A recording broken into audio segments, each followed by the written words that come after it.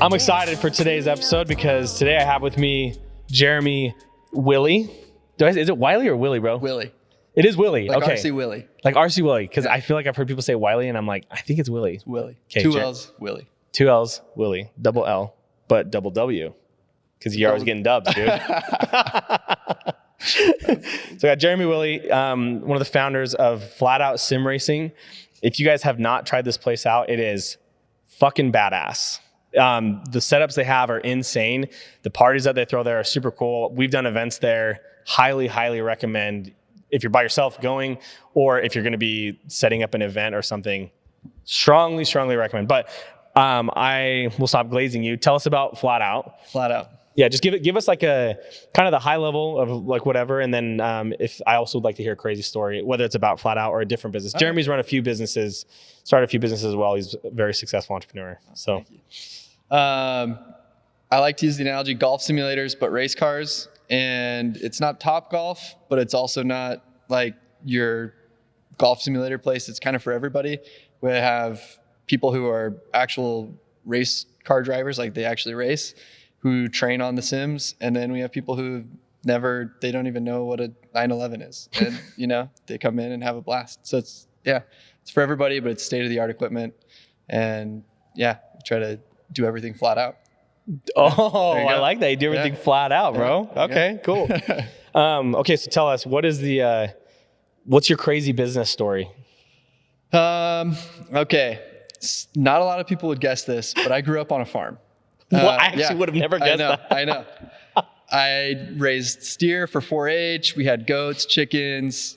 My dad totally had the philosophy that like if he just put us on a farm and left it up to us, up to the kids, we would learn how to work hard. What? And No way. He had like a different job. My mom was a school teacher, so like the farm wasn't like the business, but we learned a ton. So anyway, from that sprouted, my very first business was when I was 12 or 13. I leased 50 acres from Wasatch County and put a hayfield there. So, Hold on, sorry, at 13? At 13, yeah. Obviously I had some help. Like I didn't have, but you got like this guy is built different. All right, just listen to the beginning of this story. This is badass. Anyway, so I ran this hay business till I was 18 and graduated high school. Then my brothers ran it. But we had so many clients. The niche we found was we would load the hay straight off the field onto a trailer and then drive it to the client or the customer, and we would stack it in their barn. And no other farmers are doing that, right? They're just using all their heavy equipment, taking it to their barn, and people have to come pick it up or whatever, or range for delivery. But we're just like a bunch of young kids. So we just load it on the trailer, take it and deliver it. And so we ended up having all these clients who were usually horse people who wanted really nice hay, and they wanted the service. And so we eventually had so many people who wanted what we had that we ran out. We couldn't like grow enough hay. So I started buying hay from other farmers. I'd take it straight off their field and we deliver it to people. So it was like, honestly, it was like arbitrage, brokering. Like it was cool. Anyway, freaking 13 years old. At 13. Yeah. I mean, at 13, it grew from there, right? It was like when I was 15 that I was like, oh, this is like, I can make money doing this. At 13, it was more like, anyway. Yeah. That's awesome though, man. But the crazy story is, this is the crazy story. That was all lead up. We would have to get the hay off really fast because if it rains or, it sits too long. Anyway, you just want to get it off the field. And so we would have all of our deliveries all lined up and scheduled. And whether it was 105 degrees or raining, like we just had to get it off. And so anyway, a huge storm blew in, right after this crop, after this harvest. And so we loaded, it was like 150 bales of hay onto this trailer. We're driving from Heber to Park City to deliver it. And this storm just gets worse and worse. So the hay's all tarped and it's raining, just one of those summer storms where it's coming sideways and like the windshield wipers can't even keep up with it. Right. And all of a sudden we look back and the entire load of hay blows off the trailer and all across Highway 40. We're talking 150 bales of hay. So just a massive trailer load of hay. And I'm 16, I'm driving. I have my two brothers in the back seat who are like 10 and 13. No way. And it's just us. So this is it. Like, we just have to pull off, and there's only one thing to do, and that's just pull all the hay back off the highway and load it on the trailer in the middle of this crazy rainstorm. And that was just like, I mean, I guess there is a story there, or a lesson. Yeah, but that's quite the story. It's problem solving, right? Like, so we just figured it out and got it back on and just kept going. But it was hell. Like, it was like living through hell. Wait, how long did it take you to load all that back up? I don't know. It took a while. Like, the first thing was just, damage control, getting off the highway so we're not like causing wrecks. And then we're just there on the shoulder, just loading it up. And to fit 150 bales of hay on a 20-foot long trailer, you have to stack it like 7 rows high.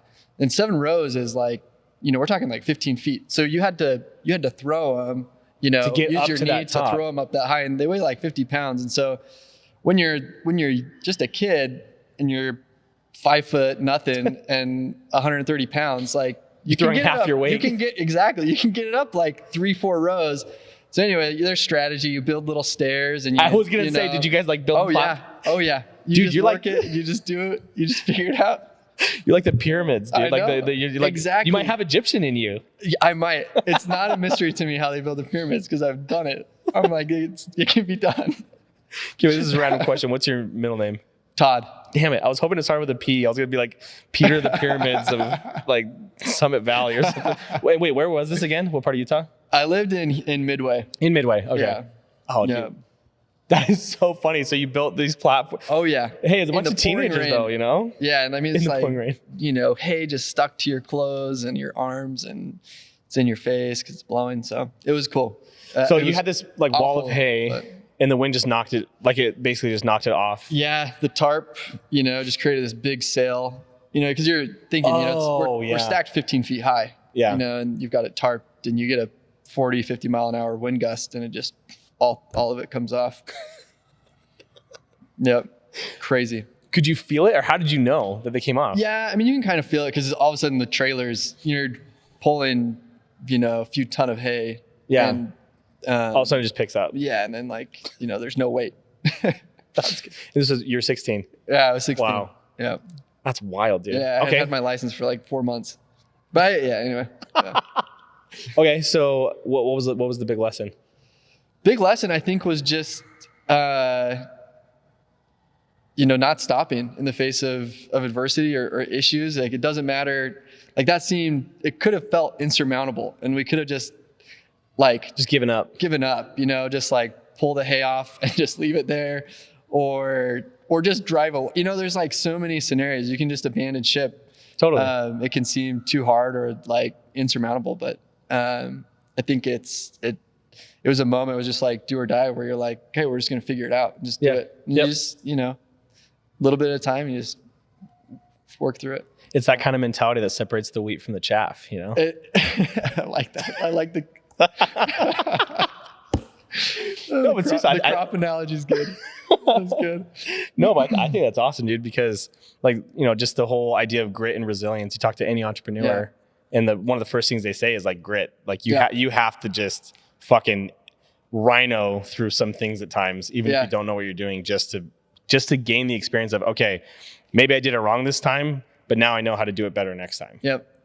Exactly. It doesn't matter if it's fundraising or supply chain issues. Like, there's going to be things that happen where you're just like, oh, we're done. Like, we can't. And it's just seeing that everything, you can overcome everything. Totally. Yeah.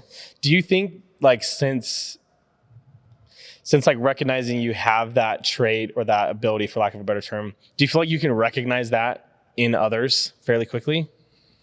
Yeah, I think, I don't know. That's a great question. I think that there are qualities associated with that are pretty visible. Just like abundance, optimism, passion, dedication, like those things. I think they align with Being gritty. Yeah, being gritty. Yeah. I've never thought about that. That's because that makes sense. Yeah. Like if I think about the people who I think are very gritty, all of those characteristics like abundance, passion, like I feel like each one of those has a category, is like how you can say, like I feel like with passion, when someone is passionate about their business, Yeah. it's like, I don't care what's right or wrong or what people think I'm supposed to do. Like, I know this, and this is what I know of how it needs to get You're done. gonna do it. Yeah. No, that's awesome. So how do you like, or how do you, or do you feel like that has helped you with Flat Out so far? And if so, like, where have you seen that affect your life? Yeah. I mean, I think, again, like these qualities and the ones associated with grit, maybe grit develops those, or maybe those qualities develop grit. I don't know, but I think they stack on top of each other, right? So it's experiences and using those characteristics that makes them stronger. So I think when I up till Flat Out, there were several businesses that I had started, and various levels of success, but Flat Out was one where I just knew it was going to work. It was like, whatever you want to call it, flow state, instinct. We've talked about instinct. I just knew like we had something and that we just needed to move quick. I think one of the adages I live by is money loves speed, success loves speed. And I think the grit and all those things apply to this, because you'll just, once you get into flow and you gain momentum, you just start powering through these things. And So true. They are less, a huge obstacle can be smaller when you have momentum, because you just go through it. Sorry, I just want to pause that really quick. A huge obstacle can become smaller when you have momentum. Yeah. You just riff that? I just riffed that. That was just coming. Yeah. Yo, chat, clip that. A huge obstacle can become small when you have momentum. I really, really like that. Yeah. That's badass. Sorry, I didn't mean to interrupt. No, I like it. Yeah. So anyway, Flat Out, just like we went from concept to open in less than 6 months. And it was just momentum and just saying we're going to do it that I think got us there. And there are a lot of things that could have stopped us. Financing was a huge issue. The equipment is like, a huge part of it, and getting the equipment right. Like we could have gotten bogged down in all these different details. What are we going to charge? Is there really a market for it? But we just trusted it, just trusted the instinct. We're like, this is something that will succeed, and we'll just figure it out as we go. It's, just iterative. If something doesn't work, you're nimble and you just pivot and you fix it. And yeah. Dude, that's awesome. When earlier you were saying you just knew it was going to work. Yeah. You and I have talked a little bit about this instinct thing, but what does that knowing feel like? Maybe for someone who doesn't know or understand that. I don't know if I could describe to someone who doesn't know what it feels like. You just, it's a gut thing, and it's just absolute certainty, right? You just have no doubt. And so all the risk involved can feel small.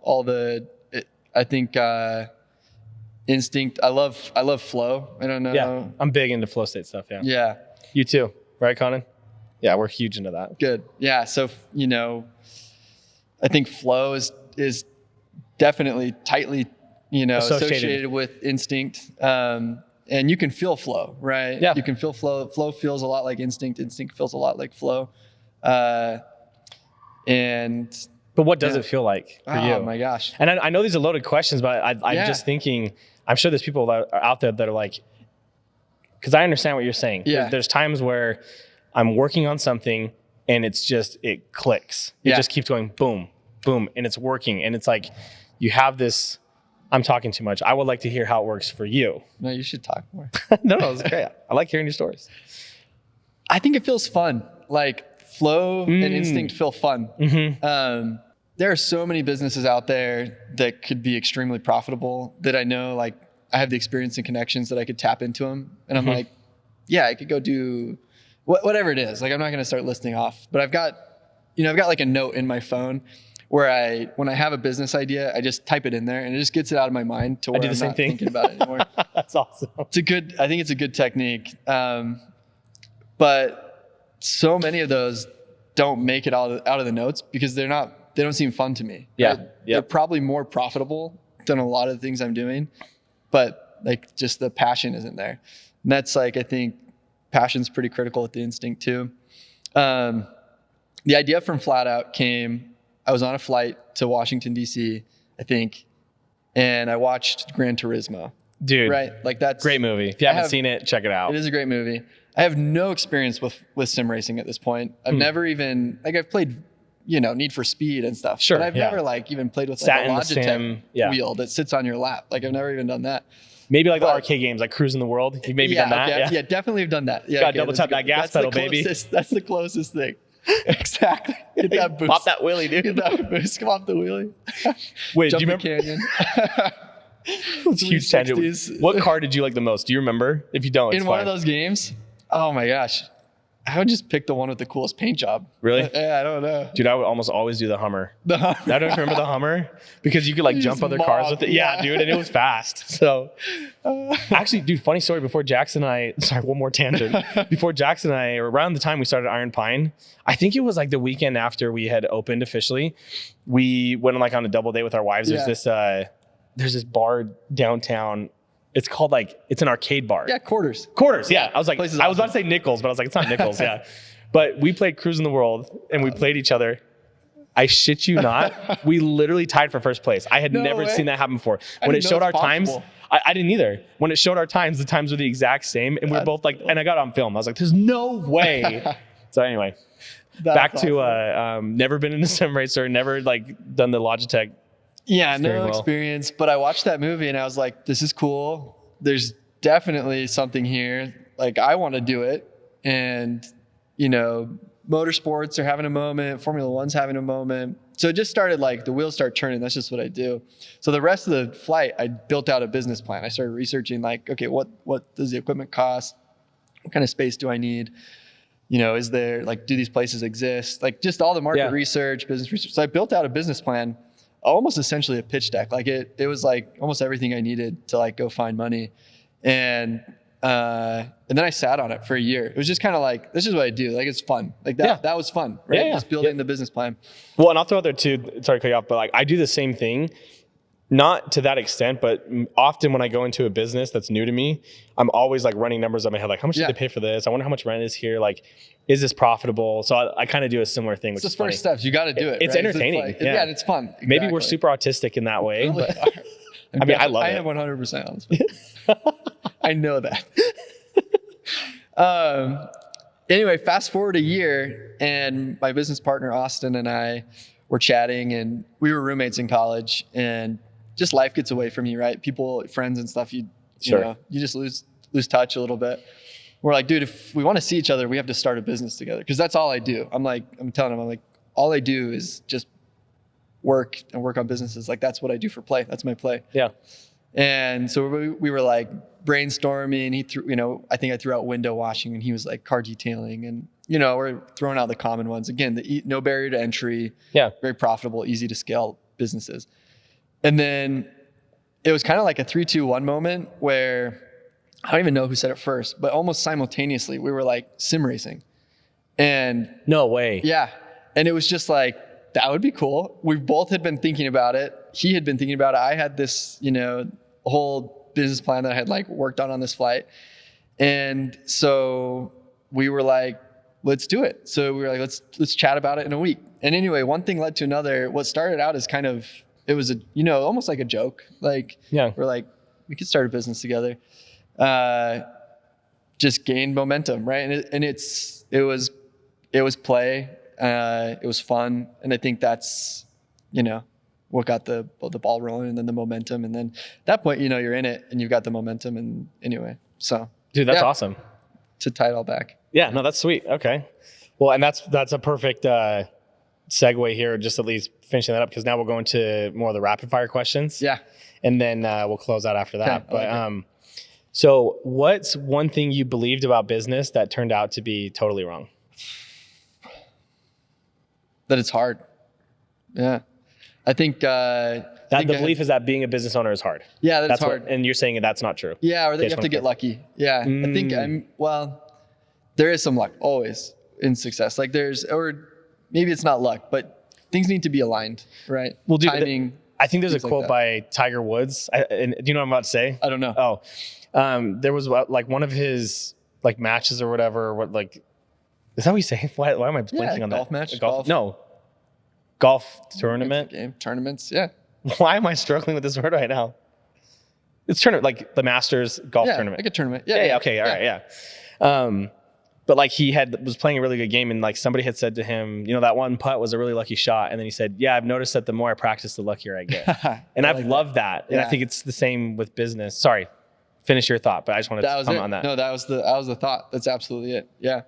I think the myth that I was told, whether it's like teachers or, family members, friends, mentors, like, the idea is just that like business is hard, or that it's like too risky, or Sweet. Okay.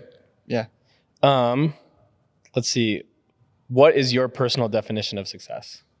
I think freedom and fun. Like that's and I guess if you have the freedom to have fun. So for me, success looks like having time enough and the freedom to, just play with my friends and my family and build memories and spend time together. But then, there's obviously requirements there, time and money. So, but it's balanced. It's kind of weighed against not sacrificing the things that are important to me, which is like people, friends and family. So a life where I've got loads of time and money, but I'm not sacrificing the things that really matter to me. Yeah. Nice. I love that. Yeah. Okay. What's the worst advice you've ever received? Yep. It probably goes back to, I'll just give a category I'll give a category of advice. The worst advice I've received in my life all falls into a category of like well-meaning people who, are trying to protect me, or, they're speaking from their experience, but advice that just is limiting, right? And like limits your, the opportunities you see, the opportunities you attack, kind of like business is hard. Sure. That kind of idea. Yeah. So when I give advice and like, I have a 3-year-old daughter and a 10-month-old son, like there will be an instinct to protect them, right? Like when they want to do something that seems risky, it will be hard to trust them and give advice that helps them without like putting up an obstacle, right? Because I feel like we, again, instinct, like trusting instinct, our intuition, like I know that like if I raise my kids to be strong and independent and intelligent and well-rounded, like there will be things that opportunities or directions they see that they want to go that don't make sense to me. But like to be able to trust them.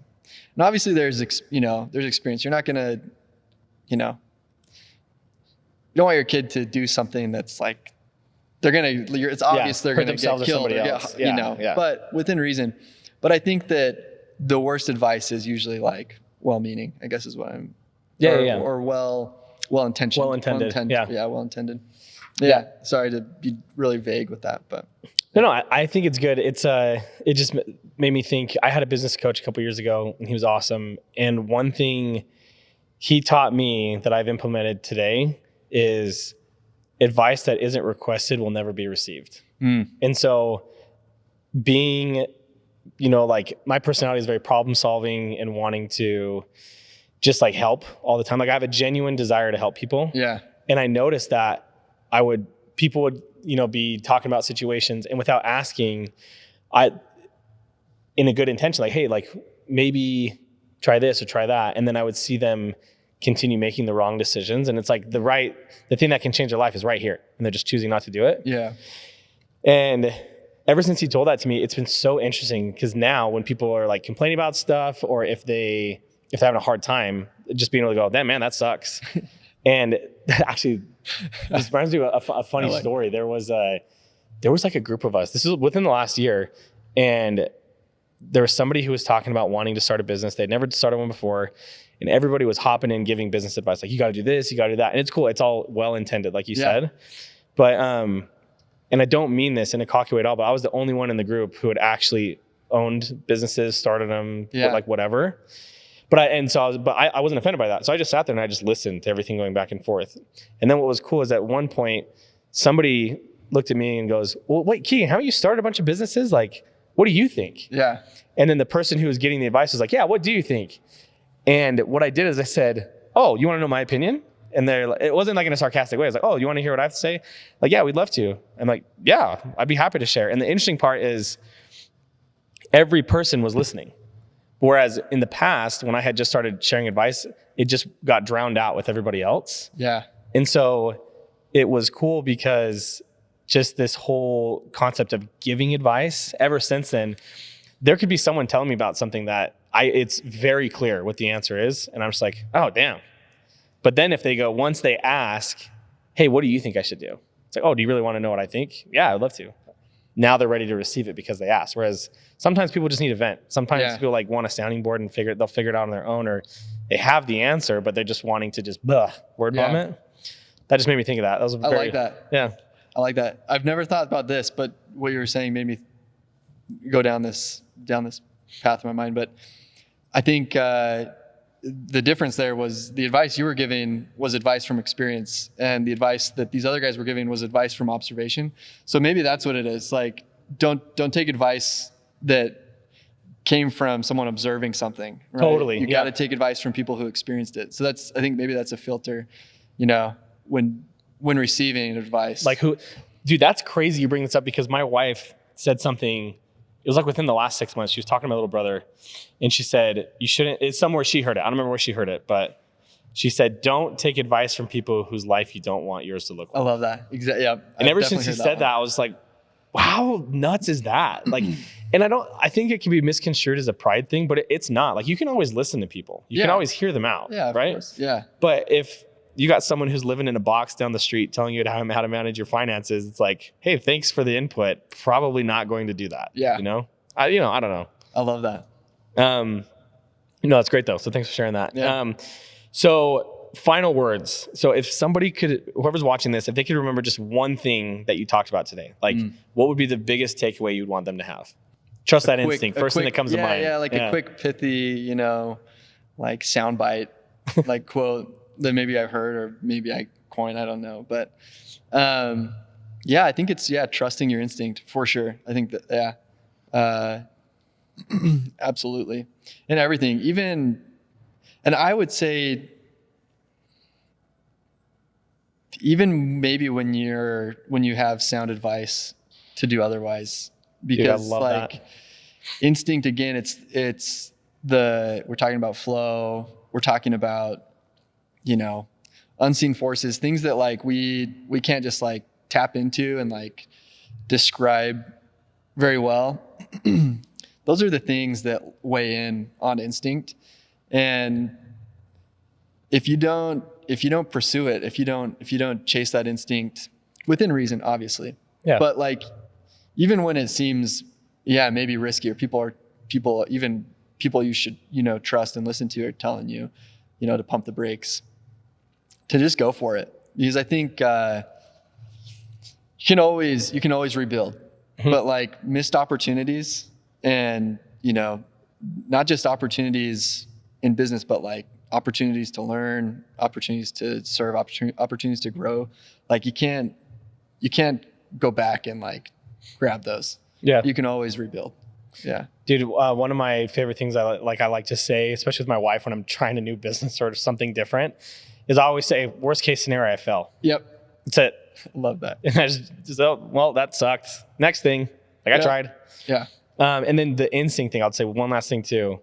And I don't know if you know this already, but I might get these mixed up, but your brain and your heart have the same amount of neural endings that like they have, or it's about the same. Yeah. And your stomach has almost as many. Whoa. So when people, and like there's literally science that proves this and backs it up.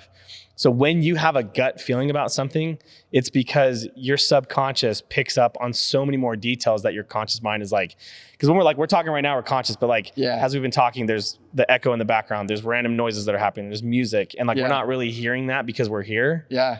But those other pathways are getting picked up by the body. And so the body really senses these things. And so when you talk about how there's times where everything is saying no on paper, but you're like, but I just fucking know that's wrong. But I'm getting proven wrong time and time again on paper.